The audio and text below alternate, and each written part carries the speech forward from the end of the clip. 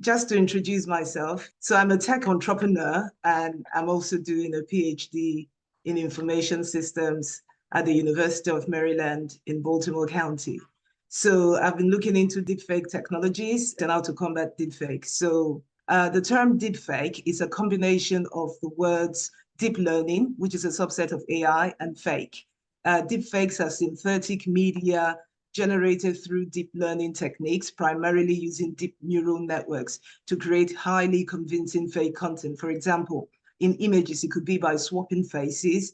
In videos, it could be by manipulating expressions or even synthesizing entire videos. The sole purpose is to create the illusion that someone is doing or saying something that they are not actually doing or saying. So the evolution, all manner of fakery have been going on for a while, but modern deep fakes using generative AI started becoming prominent in about 2014.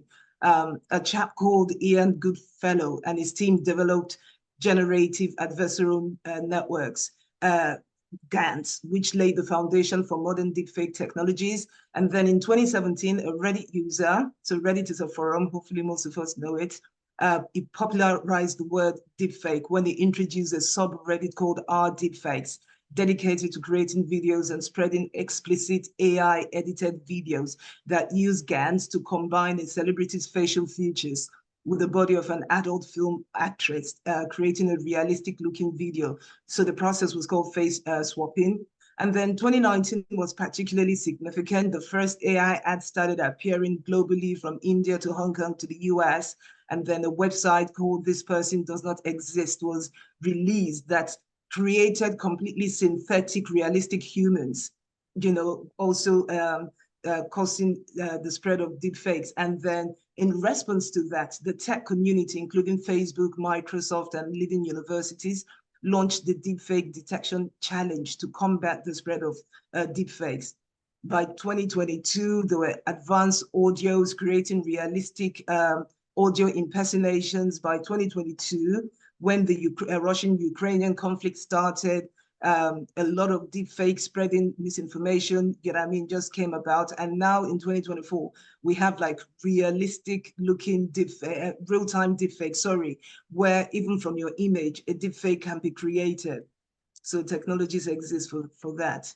So deepfakes are prevalent across all industries, from entertainment to medicine to training, but the risks, and they are used for good, to be honest. So in some industries, like in medicine, in education, training, they can be used to simulate, complex procedures and things like that.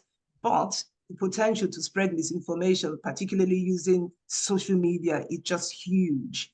So that's why they're really they're dangerous, because the market for deepfake is humongous.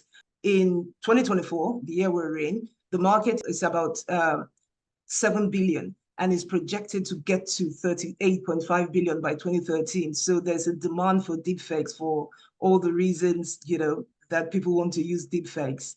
Huge risk, and we need to do something about it, which is why, so AI solves the problem of AI.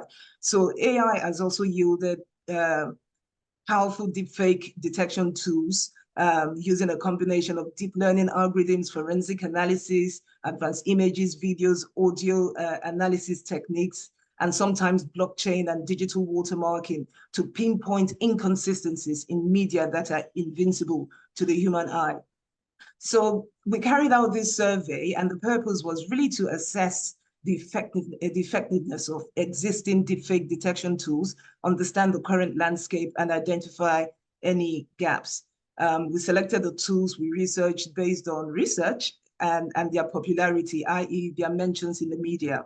And then on the back of that, we tested a sample of them just to understand their effectiveness, their performance, and to verify their self-reported accuracies.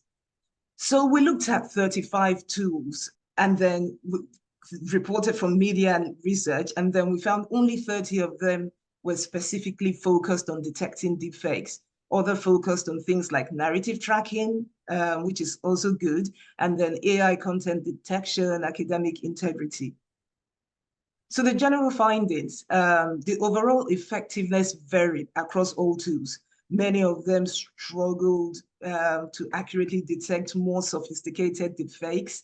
And even though like a lot of them had self-reported accuracy, some of them claiming up to be 99%, this hasn't been verified. A lot of them hadn't been verified by third parties, and there are no current standardized industry benchmarks to compare this, to assess the performance.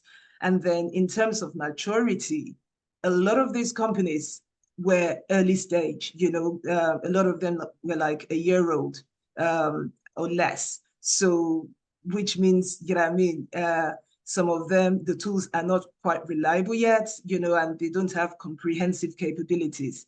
In terms of accessibility, it varied widely.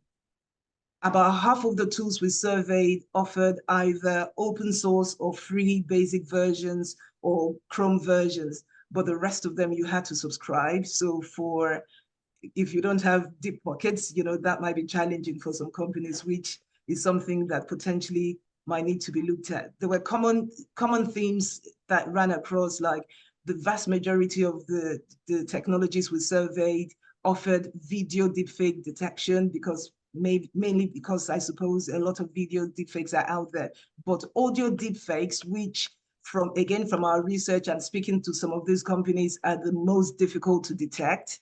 There were very few companies that offered audio, detection. And then text detection is one of these things because it goes AI, content generation, academic integrity, but a few tools, offered text-based detection tools. So again, that's an area. And then another thing was like multimodal solutions, i.e. a solution that could detect deepfakes across images, videos, audio, text.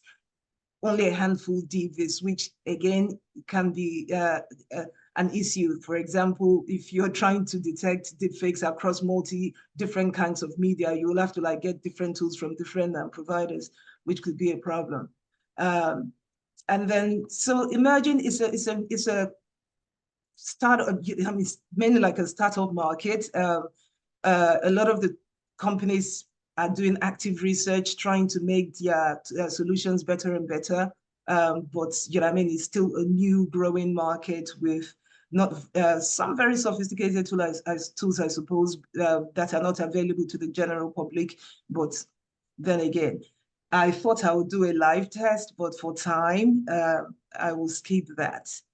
Okay, so on the back of the 35 tools we surveyed, we just tried to test the effectiveness of the accuracy of some of these tools, because like I said earlier, some of them self-reported accuracy levels of up to 99%. Again, the results were, I suppose, not very encouraging. The accuracy levels differed, across all the tools we surveyed, and none of them actually matched their self-reported accuracies. Two of them were close, but most of them didn't match at all.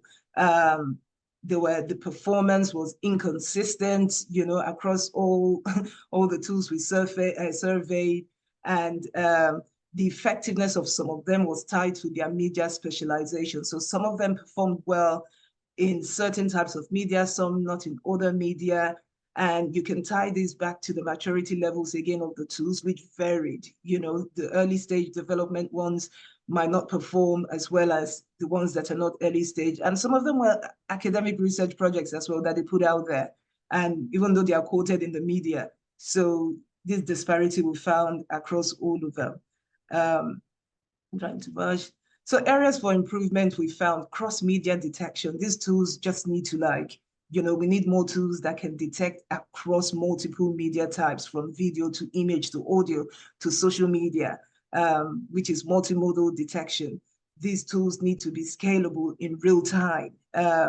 And then the technologies, the AI field, as you know, is fast moving. It changes very quickly. So the tools need to be keeping step, because one of the things we found is like the creators seem to doing better than the detectors.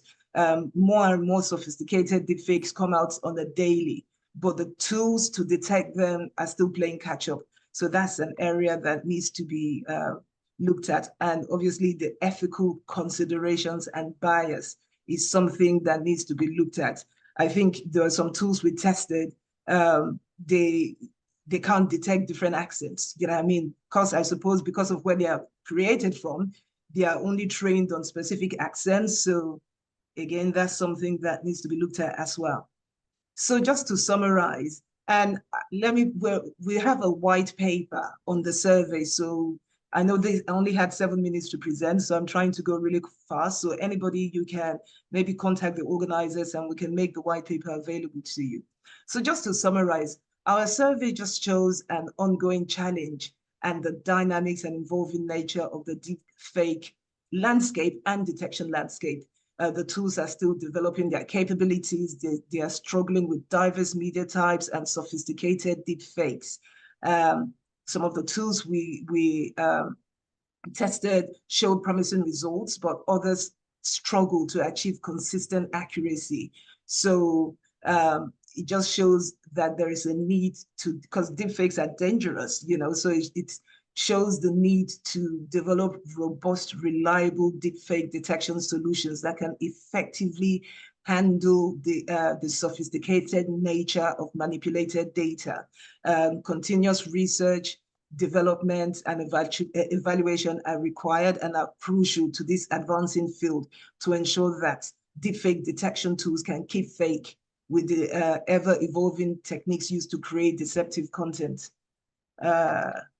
And then future work, we need standardization, standardized benchmarks for evaluating deepfake detection tools. We need more investment in research and development in this area. One of the challenges we faced was reliable data sets, you know, so that's something that, and diverse data sets worldwide, okay, time to go. And then there's need for deepfake literacy, you know, the way we teach people digital literacy and stuff like that. We need to start, because now you can't believe what your eyes see. So people need to know from the get-go that what you're seeing might not be real. So we need to do some stuff around that. And that's my conclusion, you know, but like I said, we have a white paper out. I had 7 minutes to condense everything. So I just try to like do the best that I can in the time I've got. So if you have any questions, please maybe share or in the chat, or contact the organizers, and then we can take it forward from there. I just saw a question: is deepfake illegal? It depends on how you want to use it. Obviously, a lot of this deepfake is used to deceive, you know what I mean? So obviously that is illegal, but you can use it for good as well. So it depends on how you want to use it. Thank you very much. Thanks for having me. I appreciate it.